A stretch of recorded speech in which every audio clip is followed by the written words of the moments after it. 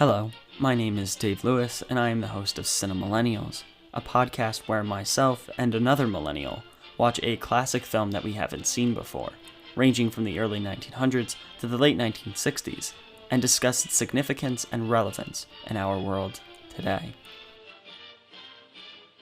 On today's episode, I talked with Frances Mulraney, a former colleague of mine who picked The Cabinet of Dr Caligari, or in its original German, Das Kabinett de Dr Caligari.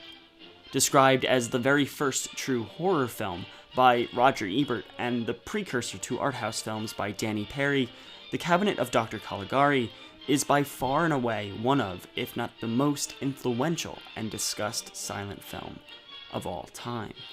From its encapsulating German Expressionist atmosphere to featuring film's very first ambiguous twist ending, The Cabinet of Dr. Caligari has influenced not only the genres of horror, psychological thrillers, and film noir, but it also has been used as a muse for films like Metropolis, Battleship Potempkin, The Man Who Laughs, Dracula, Frankenstein, pretty much all of the works of Tim Burton, especially Edward Scissorhands and The Nightmare Before Christmas, and even Martin Scorsese's Shutter Island. As it is the 100th anniversary of the film's debut, and it being close to Halloween, it is the perfect time to get into it. The Cabinet of Dr. Caligari follows Francis, a young man who tells the strange tale of how a mad psychiatrist brainwashes a young man who has sleptwalked for all of his 23 years to murder the ones Francis loves the most, and his quest to stop them both, only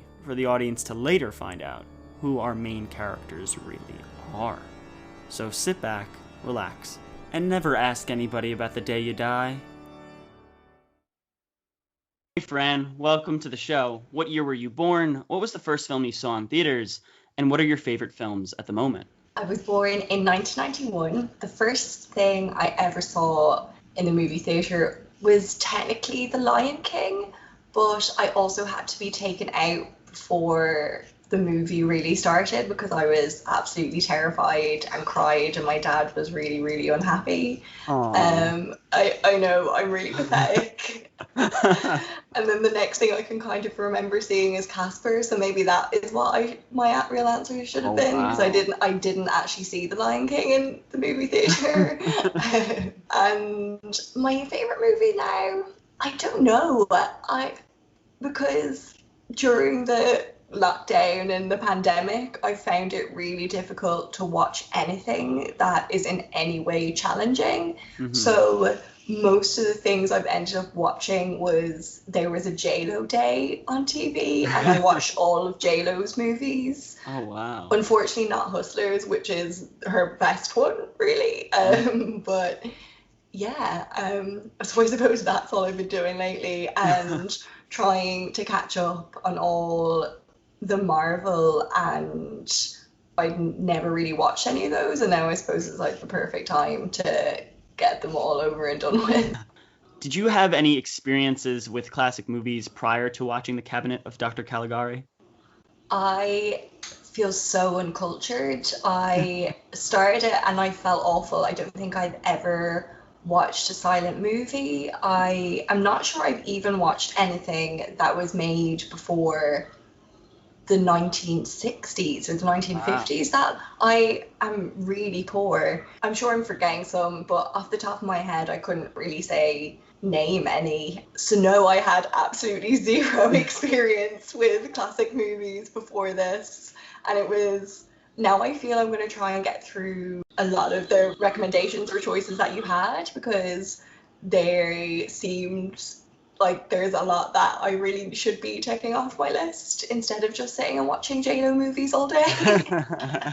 Well, listen, you started off totally by accident with one of the most influential and pretty much the proto-art house film. I mean, you basically picked the film that has inspired the last 100 years of filmmaking, because it is actually the 100th anniversary of the release of The Cabinet of Dr. Caligari. Oh. And yeah, it was in February, but it is the perfect time to talk about it because of how insane the world is going. Mm-hmm. It definitely has made me want to watch some of the others as well, because all I did was I looked through and thought, okay, I'm not gonna watch something that I've read the book for or I feel I know a little bit about. So even though I do really want to watch Gone with the Wind, I have read the book of that because it was like part of a challenge I set myself to read a book from every state to learn more about America. And I only got as far as Georgia and Gone with the Wind because it was so long. It was so long.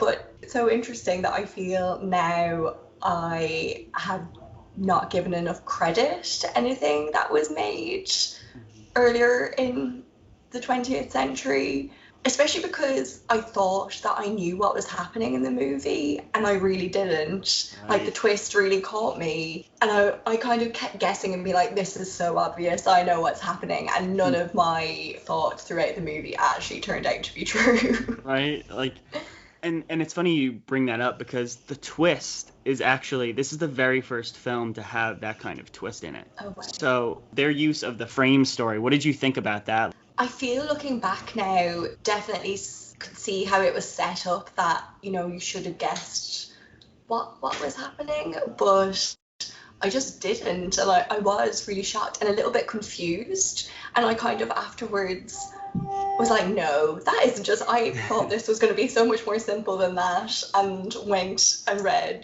the plot. I like Googled it to make sure it had actually happened. I was like, oh no, I was really shocked.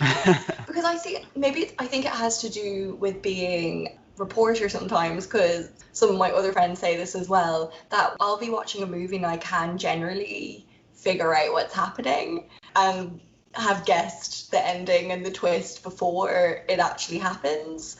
And someone has said to me they think it's because of the job I do, but this really caught me out. I knew about this movie for years and years with how storied it is and how important it is for the rest of filmmaking afterwards. And I had no idea about that twist. And you know how people talk about on Twitter, it's like, oh, it's a 100-year-old movie. Why don't you just give the spoiler away? I mean, for 100 years, people have not talked about this crazy thing unless you actually look into it. Yeah. And it's very cool, like, how they did it anyway. And it's even more amazing when I looked it up when I was doing the research for this, that it actually is the very first one with an ambiguous ending, with a twist ending, and how crazy influential this whole movie is. From the list that I gave, what drew you to pick The Cabinet of Dr. Caligari? Did you think it was like about an interior designer talking about J-Lo got mistaken for the Indian in the cupboard or anything like that? I don't even really know why. I think I just kind of liked the name, which is an awful reason. And there was some I just knew I didn't want to watch. And then finally I thought, kind of 2 weeks ago, and I messaged you and was like, why have I picked a horror movie? Because I got scared at The Lion King. I'm glad I mentioned that earlier on, just to set this up to show that I do not do well with fear. I had to be taken crying out of the movie theatre when just watching The Lion King. So me and scary movies do not mix. But this was the kind of movie that makes me regret being scared to watch other ones, because it just was more intrigue and like it was shocking, but not in the way that I'd imagine that kind of horror films are now.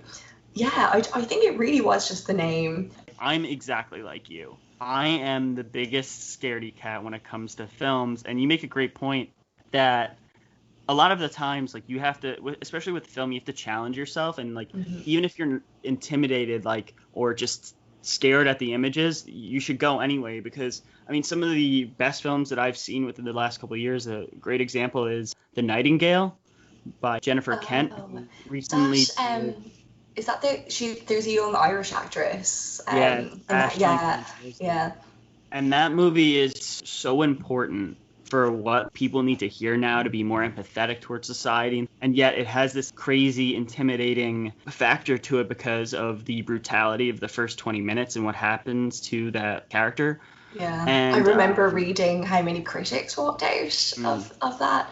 And that's the kind of movie where I would just go and read absolutely everything I possibly could about it, but never actually watch because I'd be terrified. With this film, you're able to do that challenge stuff, and especially if people like that are listening to this, like Fran and I, that are the biggest scaredy cats in the world, that If we can do just it, anybody exactly, can. exactly. If we could do it, anybody can, because there's so many things that this movie can bring to your mind and bring to you, like enlighten kind of thoughts and ideas that you could see about the world around you. And even with that, you also can tell where later directors get ideas from, and especially with this movie.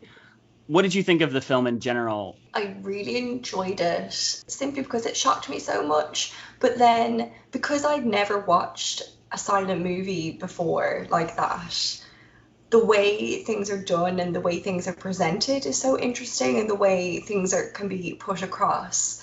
And I just found their acting is so different to what actors do now, because everything is so about their facial expressions and about how they're moving their bodies. And it just, that one scene where he kind of comes out of his cabinet and you see him wake up, just his face is incredible. His eyes. And it was like, hey, that's it. And it's just like, this is really creepy and really scary. And it's done with something so simple. It's pure cinema. That's what it is. It's just pure what the medium is made for, is to show pure imagery and to incite a reaction from that imagery. I think when you see him, and the whole thing with Conrad Veidt is, and why he was so successful in playing these kind of grotesque characters, is because of his form, his body, and because of his eyes more specifically. The way that he's able to contort his face, and his eyes are the key to everything, because he is able to use that terror, and he's able to use that 1,000-yard stare. And a lot of this stuff is directly inspired by post-World War I and how the German people are feeling. But you're able to feel those feelings within his performance and within the type of dread he's bringing to it and the way his body is reacting to the world around him. And that's also part of the aesthetics that we have within German Expressionism. But I think with him, it's just, he is so mesmerizing with his eyes, and in every film that you see him in, and we discussed this in The Man Who Laughs, that especially his silent films where he plays multiple grotesque characters, he is just hypnotizing in a way. We are, in a way, Cesare, we're being hypnotized by him and his actions and the way he moves.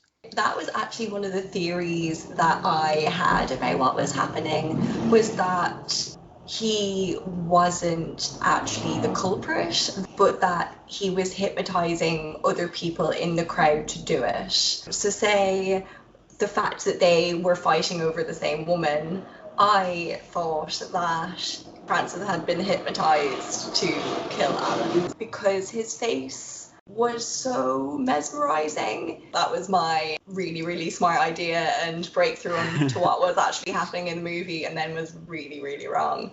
But that's it, because I could imagine his face hypnotizing somebody and making them do terrible things.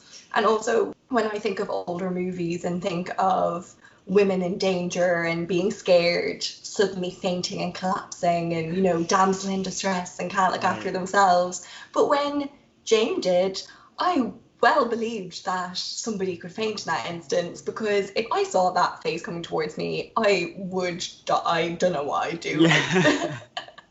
I never know if I'm going to have a fight or flight reaction to those kind of things. Right. I actually kind of think fight, surprisingly, seeing as I'm so scared of horror and all of that. But when something jolts me awake in the middle of the night and I think something's in the room, I do run towards it. So maybe wow. I wouldn't, stupidly. Apparently I'm an idiot. Cesare better watch out now. I think, I'm coming for him.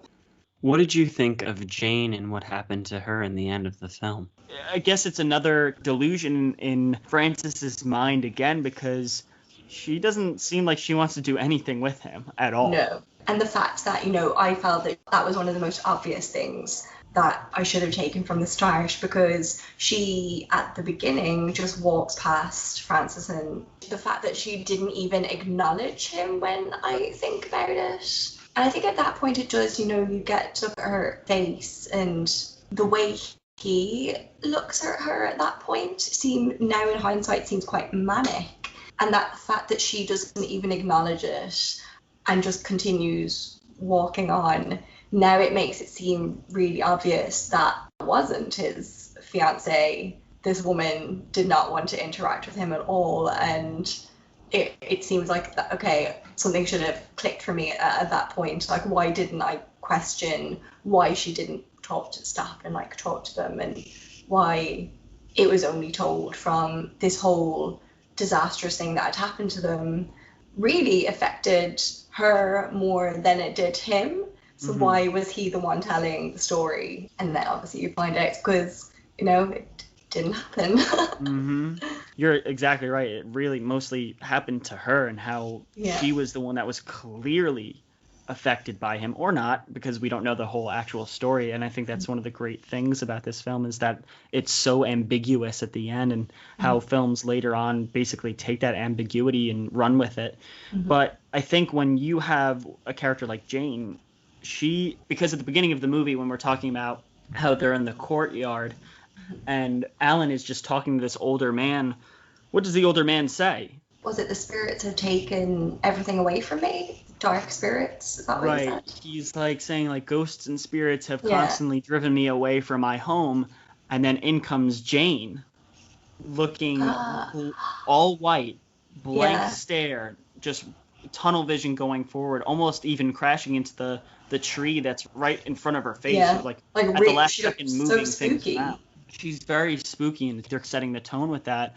But I feel like a lot of people don't actually talk about Jane and her role in the film. And she is the one who, is almost murdered and then is like stolen from her house and dragged out a window.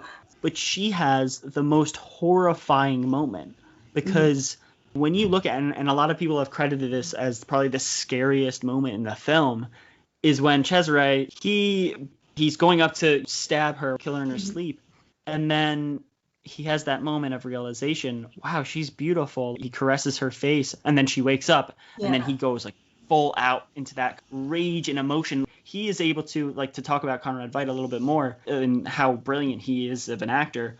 He is able to go from absolute zero, no emotion whatsoever, cool, calm, collected, to enraging, crazy type of brainiac situation, how tense his jaw is and how he's ripping her within this whole situation in his mind, and how he wants to commit the murder. But you're right. She is the thing that's the most traumatic out of everybody, because she's the only one that survives. And she survives because his life drains, because he's been, sleeping for 23 something years, like they said in the film. But she has another death.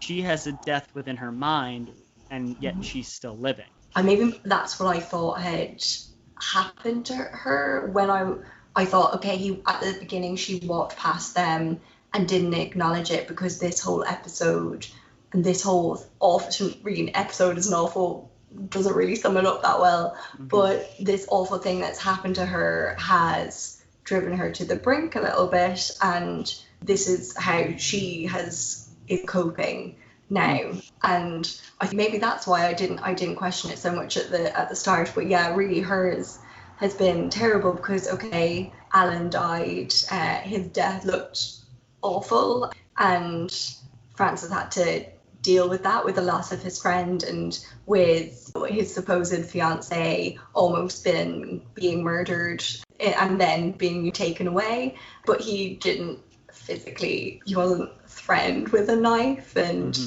it affected her so much more. So it is, that kind of is interesting. But I suppose she's a victim, and they don't really enhance on that anymore. She's just one of the victims. It's interesting. I mean, they probably didn't specifically just say like, oh, let's make her have the delusion of being a queen. But now that I'm thinking about it, like, where years later you'll have Bride of Frankenstein archetype, where you have things like the human person falls in love, or, has a transformation that enables them to be part of that whole situation, where they're also in this hellish world within the monster. Maybe it's something like that. They wanted to make her the queen to Cesare's king type of situation. What did you think of Caligari? Because Werner Krauss pretty much invents the mad scientist or the mad psychologist archetype that we see in films throughout the last 100 years. I mean, my first reaction was, how do people not think this guy is shady? How is he getting away with this so much? And I did have that thought at certain points, that how does he think he's going to get away with this? How has this not been discovered earlier on? And he also, I don't know, it obviously is great acting, but he just creeped me out from the minute I saw him. And you just could tell he was so evil inside. And there was just something like so terrible about the way he even moved, like just put you on edge. And again, like the fact that his story is all about being insane as well, and just being pushed to find out so much about one thing that you're so passionate about that it suddenly goes too far and it's just not actually beneficial to society anymore. It's kind of the point of, I suppose it can relate to anything, just like social media, or has that gone too far now, because they're obviously having concerns about the effect that it's going to play on the election in November, and there's evidence that there was interference in the last election, and it kind of brought that to mind, that you make all these steps toward progress, but someone can be so driven by the need to just do more and more and more that drove him insane. I mean, maybe he had that evilness inside him anyway. I mean, he definitely seemed to have lost it a little bit when he made the final decision that this was what he was going to do, that he was going to have people killed. I must become Caligari, which is the famous scene where they're having the whole thing on the screen where you can see his descent into madness. And with him, he actually, the whole design was based off of how the German philosopher Schopenhauer looked, which is kind of funny. If you look at the picture of what Schopenhauer, like the very famous portrait of Schopenhauer and what he looks like, it's like, oh, wow, okay, yeah, that's exactly what they were going for. Like, they pretty much ripped it off. But he is able to, when you look at later depictions of this stuff, he has moving his hands over and over as he's hatching his diabolical plans, and like the way he moves with his shifty, he's very unstable in a way. I also hadn't realized one bad thing about it was that I did read back and I had missed things, and I think it showed how bad my attention span is. And now I always have movies on and I stay texting and I stay on my phone, but this actually makes you engage and shut off for an hour and 17 minutes. But I was grateful of that, because normally I'm trying to multitask and do a few other things while I'm watching something, but this meant that I had to pay attention, because otherwise I wouldn't understand what was going on at all.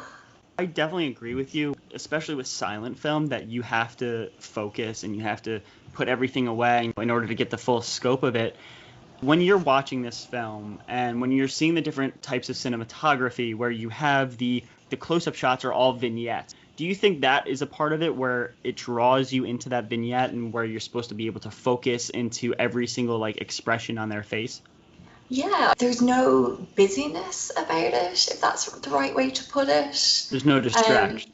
Yeah, so my mind wasn't looking at all these different things happening on the screen. The kind of things that maybe were drawing me away were shots of the town and the buildings, because of the way that they're all kind of zigzagged and set up that way. They were the points where I was like, oh, why does this look like this? But yeah, it draws you in.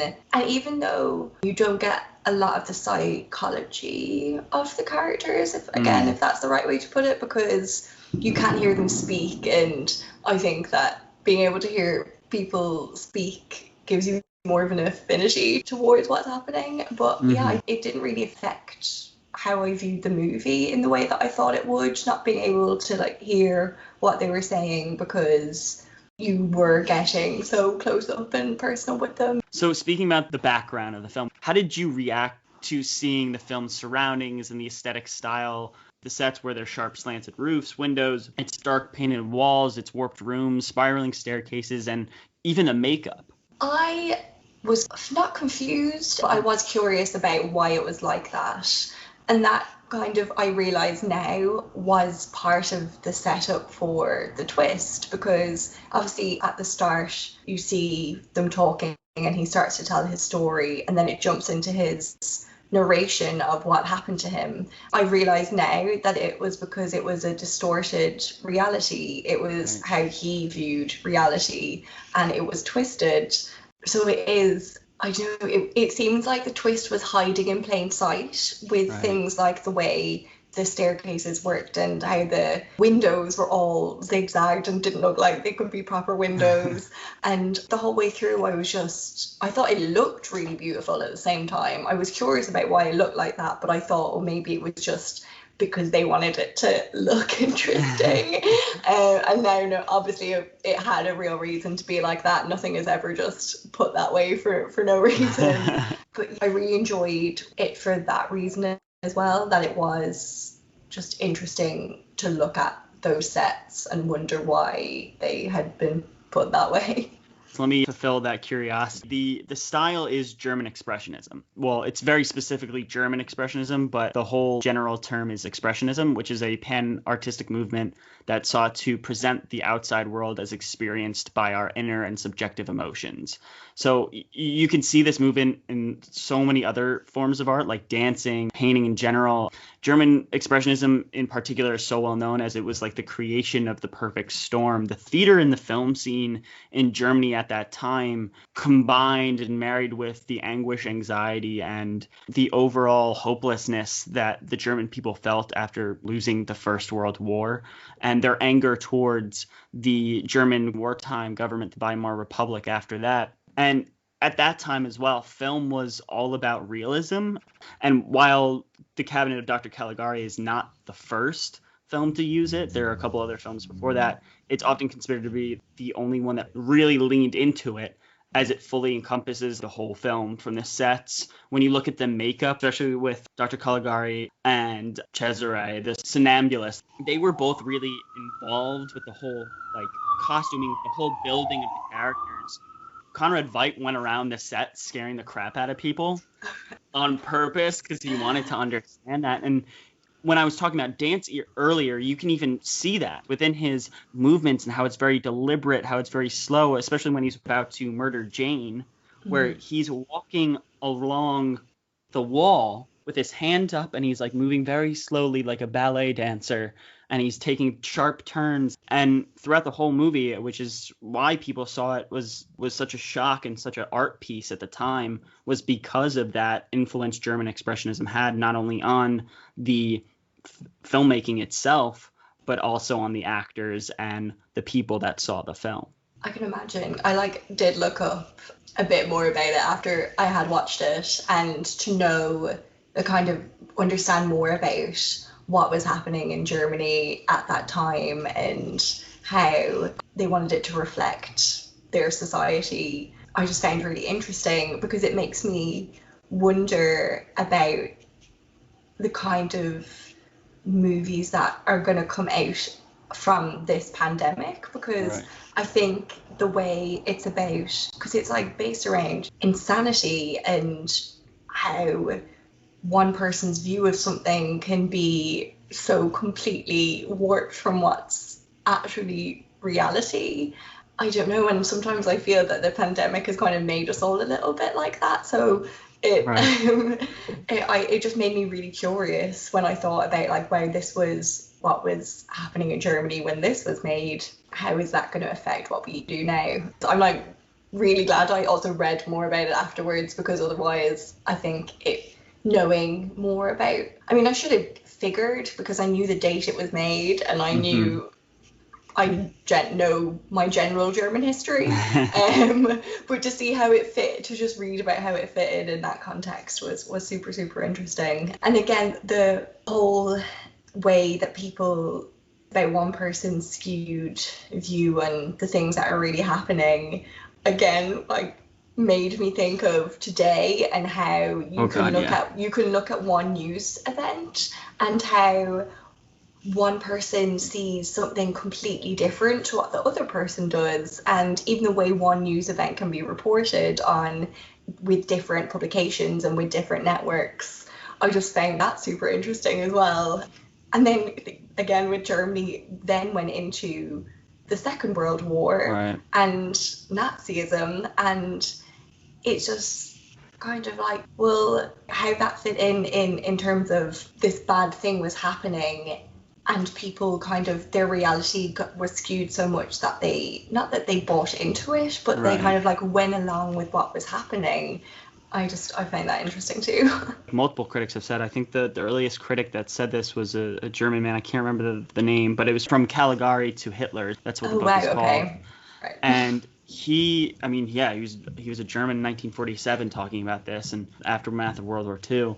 And he says that Cesare is representative of the German people, even before that, within the German Empire, and how they fervently joined World War I and II, not questioning authority, not going against anything that the leadership says. And a lot of people have said that about this film, is that it is a criticism of the brutality of the German military command and government in general.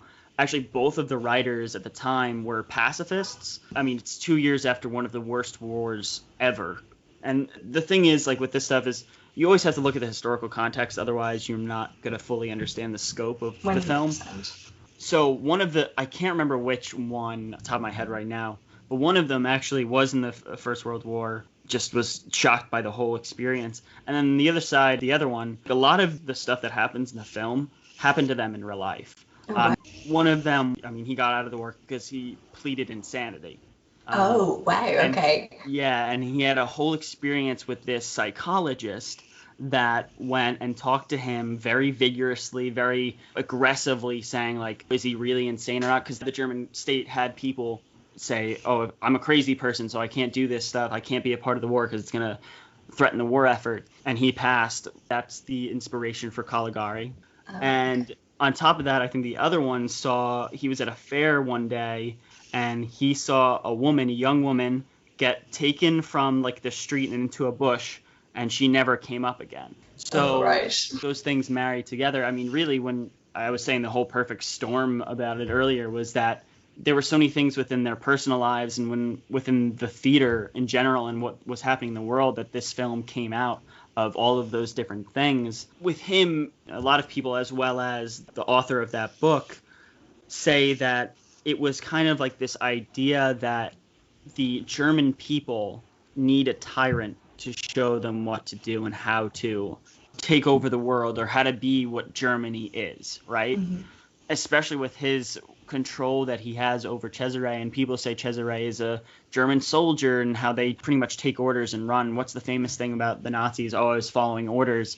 And with him, it's really interesting in how he's able to play this character and how he's able to pretty much create a character that we have seen throughout horror movies for years and years. And with the themes that we keep talking about, what were the themes that you took away the most? What were the things that like constantly kept popping up in your head? Do you think that the filmmakers were trying to make something specific? Were they trying to say that we don't trust power anymore? We should just, listen to ourselves? What do you think about that? I don't know. I feel the main thing I took from it is really human brains are so fragile, and that how much the way someone views one thing can be very different. And I think maybe that was just to do with my own mental state when I went into like talking to watching it, that maybe I was thinking about it, because I had just within the last week heard a great quote from Robin Williams talking about how like the human brain is only a few pounds of flesh, but you think you understand it, and then something happens and you realize you absolutely know nothing about the human brain at all. And I really love that, because it's like, how is something this small so complex, and it makes us all so complex and makes the world a fantastic and amazing place to be, and also like a horrible place to be at times. So I think that was what I was really thinking about when I came away from it, was just like someone can tell you a story and it can be completely not true. It's like the whole idea of the unreliable narrator. Yeah. And I suppose I just like kept thinking back on that and how I thought I knew what was happening, and I really didn't. Right, and I mean I think that's one of the great things about this movie is that there's so many different things that you can take away and use as a story, or not use as a story, but use as a theme or a moral or anything like that. I pretty much think the same thing. It's just like you have this idea in your head of something, and then it's it actually what really is there. I mean, that's the thing. It's just like we all have these certain specific biases and ideas in our heads, and are they ever really correct? Do we ever really know until after the fact, or are we even really? There's a whole like existential type of stuff as well, which Yeah. was definitely great for the mental health side of my life right now. But no, it's definitely something that can have multiple meanings and multiple stories behind it. And I mean, even to be honest, like when you have we were talking about the authors earlier, they didn't even have a specific thing that they were going to say until years later. They're like, oh, yeah, Really? subconscious. Yeah, they were like, oh, yeah, subconsciously we meant this. And We it's were like, geniuses, we just didn't know it. Yeah. exactly. And it's funny how you say that with a lot of this stuff and a lot of just film in general that are masterpieces and just considered to be great films is really down to finance because they wanted to make this film as cheap as possible. Oh, So okay. majority of the sets are like paper. I mean, they kind of, like, you can kind of tell, but it doesn't really take anything away from it. I don't No. think it's just, I can't, to be honest, I would have just thought, oh, that's the way things were. Nobody had money to spend on elaborate sets, or that just wasn't something that was done then. So I don't think that takes away from it, but that is really interesting. When you talk about the different optical illusions with the film, when you look at the one example I'm thinking of is the scene with the prisoner in the cell, where you have the window up the top, he's at the bottom, chained to a rock, apparently. What the designer did, when there's a lot of supposed to be lighter scenes and light in general, they had to paint these light strips, all these white different strips on the ceilings and walls, in order for them to get a brighter picture because they couldn't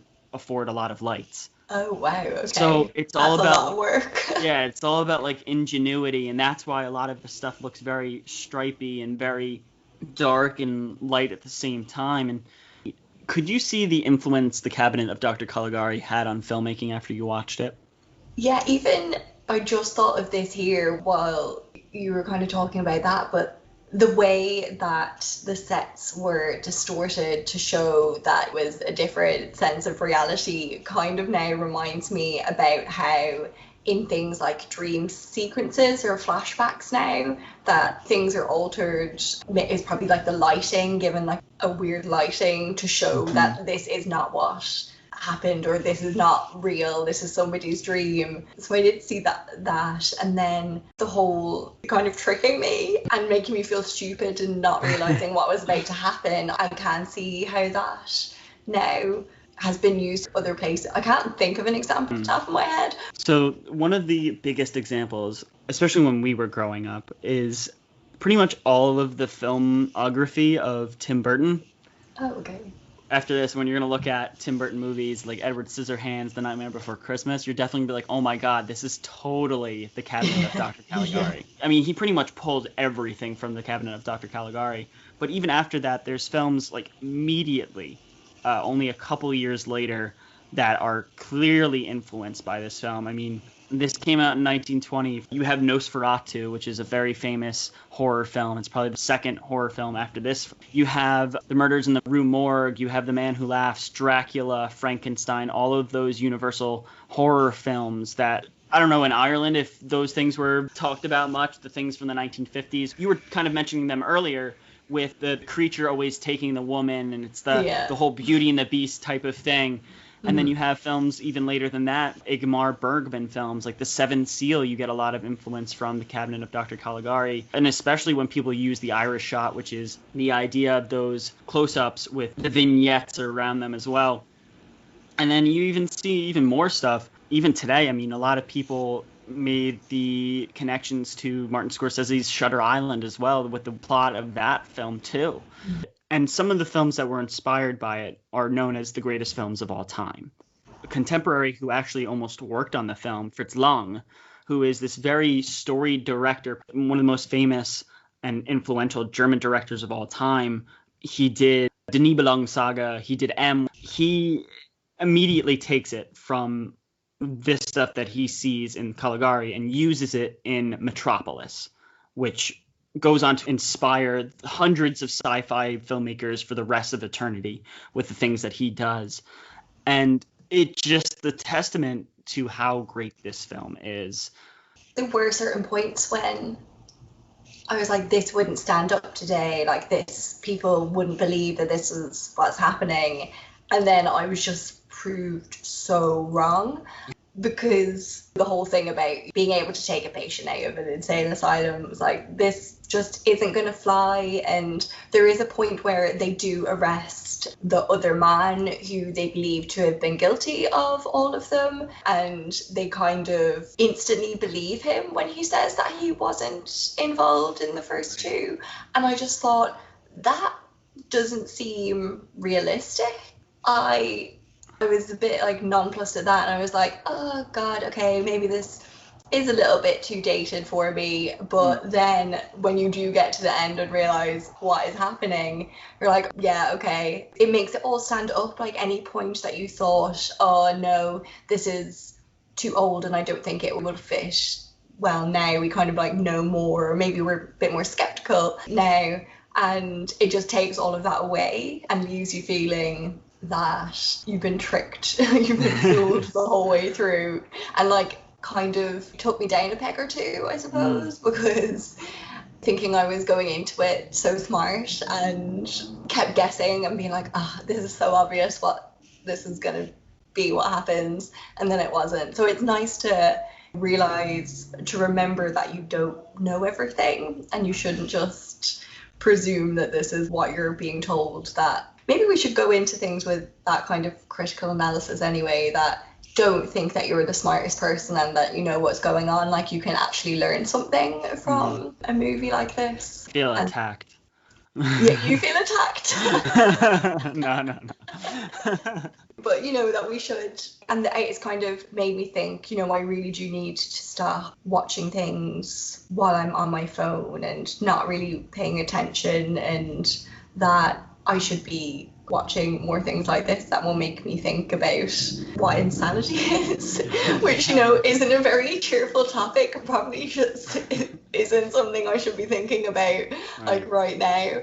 But I like do personally find just that fine, they say a fine line between genius and insanity, and that's something that's always really intrigued me, because are there genius things happening that we're just not aware of because of someone's mental health, or the things that we could be capable of if you kind of don't work towards keeping your mental health? Yeah, I always think that's interesting. And I suppose the fine line between genius and insanity is maybe a good way to describe Dr. Caligari, because he definitely had gone the far side of the line. Why do you think millennials should watch The Cabinet of Dr. Caligari? Number one, because it made me switch off from everything outside, but really deeply engage more deeply than I maybe would have with something else. I suppose the fact that I knew that I was going to be talking about this as well maybe made me pay a little bit more attention than I normally would have, but it would have drawn me in anyway. And I think we all need the time to turn our brains off from everything else happening right now. So it's good for that reason. Just because something's old doesn't mean it can't be great. And sometimes I'm a little bit dismissive of that and just think, oh, I can't watch any older movies. I'm just like gonna get bored, or I'm gonna know what's happening the whole time, or I'm just gonna disagree with like certain bits that wouldn't be acceptable now. But I just didn't find that at all with this, apart from the whole calling something an insane asylum and how mental health difficulties were treated. Apart from that, I did, but it got me and it fooled me, and I really liked that. Like, I love when something shocks me and this is not what I thought was going on. And it is, everyone needs that. It's such a thrill. Just give yourself a little bit of a shock, a little bit of surprise. I really hope you enjoyed the discussion I had with Fran about the first true horror film, The Cabinet of Dr. Caligari. On this, the very first week of October, I just want to say thank you to Fran for coming on the show and for challenging herself to watch this film, and I'm so glad she ended up enjoying it. If you enjoyed this episode of Cinemallennials and want to watch the film we discussed, please check out my website, dlumoviereview.com, for more episodes of the podcast, film reviews, analyses, and where to purchase the film we discussed today. Please don't forget to subscribe, leave a review, and give us a rating, as it helps more people find the podcast. Thank you.